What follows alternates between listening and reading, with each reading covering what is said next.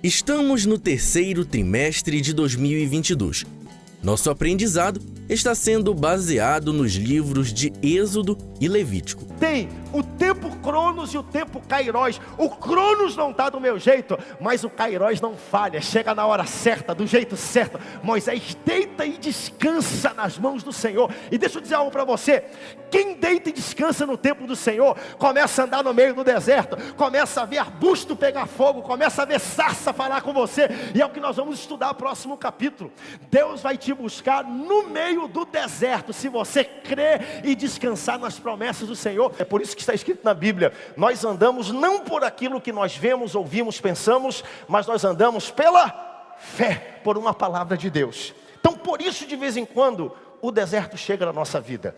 E o deserto não é para enterrar, o deserto é para moldar você, é para que você surja lá na frente em poder e ministério na mão de Deus. E o deserto vai fazer justamente isso na vida de Moisés. Moisés está aparentemente esquecido, 80 anos de idade, 40 anos se passaram entre o capítulo 2 e o capítulo 3, mas agora nós vamos ver aqui o Deus que encontra Moisés, e nós vamos conhecer no capítulo 3 o chamado. Moisés volta do Egito, é chamado, e ele começa a confrontar Faraó. Essas 6 providências, atos estupendos de Deus, visavam apenas fazer com que Faraó libertasse, desse liberdade aos mais de 3 milhões de israelitas.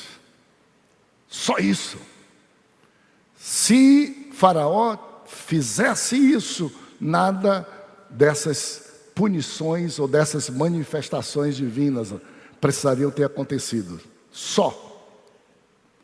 Mas também a Bíblia diz que enquanto Faraó endurecia o seu coração, Deus disse: nesse endurecimento de coração eu vou mostrar aos egípcios quem é Deus.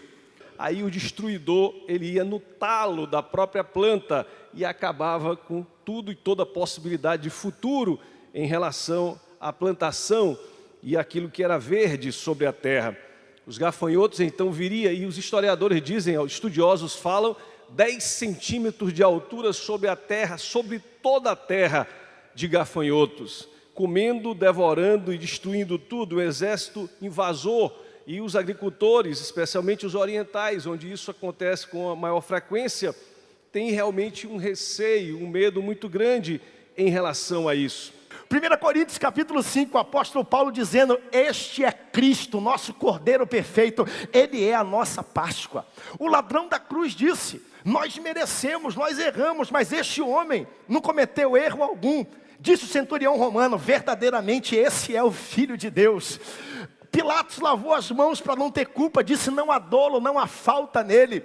E eu concluo com o que Judas Iscariotes disse: eu traí sangue inocente. Se cumpre cabalmente Êxodo capítulo 3, 4, 5 e 6, um cordeiro perfeito sem mácula que aponta para Cristo. Deu um vento e ficou da altura do joelho para o povo de Israel passar. Mesma coisa.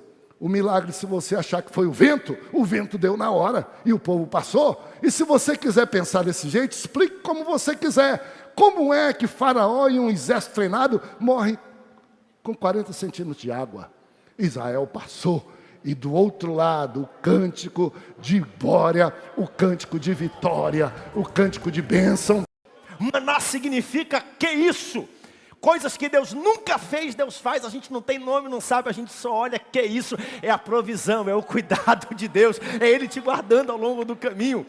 Porque maná, a gente acha que maná é um nome, não, maná significa que isso. Foi o que eles disseram. Agora eu quero tirar vocês da escravidão, da mediocridade, de não poderem imaginar o valor de vocês. E aí Deus começa dizendo o que é que a gente pode fazer.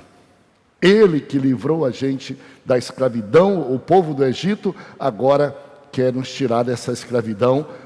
E ele então vai nos dizendo. Daqui a pouco nós vamos falar de um por um, mas ele logo começa, pode ir colocando lá, ele começa logo dizendo assim, ó: vocês não precisam adorar os deuses do Egito. Vocês não precisam ter um Deus para cada dia. Vocês não precisam ser desorientados nesse deserto como se vocês precisassem, aí vocês sabem, ter imagens de escultura para vocês personificar Deus, porque o Deus que eu sou não habita em nada construído pelos homens e não se resume a isso. É um Deus espírito e por isso que ela é Deus, porque se fosse matéria, não seria Deus, porque matéria é criada e se acaba. Por que o bezerro de ouro? O bezerro de ouro era exatamente esse Deus da fertilidade, representava, na verdade, em última instância, o próprio boi Apis, essa divindade egípcia tão cultivada, tão cultuada, melhor dizendo, e eles estavam então tendo Arão tinha sido usado para materializar através do ouro exatamente essa divindade. A primeira coisa que se dava vista está aqui, ó, o altar de incenso, tá bom? E logo depois do altar de incenso, nós temos aqui a bacia, que era onde eles lavavam a mão. Por fazer todo o incenso, por cuidar, de todo o sacrifício, não se podia entrar dentro da tenda impuro, sujo. Então, antes de entrar na tenda, o que o sacerdote fazia? Ele se lavava aqui nessa bacia e representa a santidade. Ninguém pode se apresentar perante Deus de qualquer forma. Você tem que se lavar, se limpar, se preparar. Então, o sacerdote assim se limpava, preparava, e ele então entrava dentro da Arca da Aliança e prestava todo o seu sacrifício e tudo que era feito. Mas a palavra predominante é oferta ao Senhor. Faz alguma coisa para dizer que você reconhece que você é dele totalmente. Faz alguma coisa com um manjar que você reconhece que ele é quem te dá sustento na vida. Faz alguma coisa pacífica para mostrar que ele é que te dá a possibilidade de ter comunhão contigo e essa comunhão se espraiar para os irmãos ao teu lado. No próximo domingo, estaremos nos templos para estudar os capítulos 16 e 17 do livro de Levítico, o dia da expiação. E você não pode ficar de fora. O povo de Israel, quando fazia sacrifícios, era só para tentar encobrir pecados já cometidos. A Bíblia diz que o poder do sacrifício de Jesus é diferente.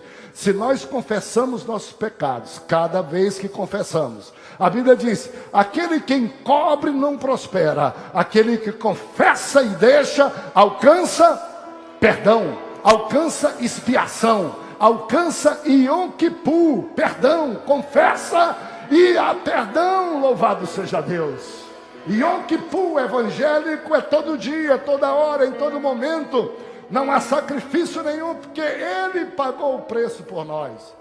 Assembleia de Deus em Belém 2022, guiados pela Bíblia e pelo Espírito Santo.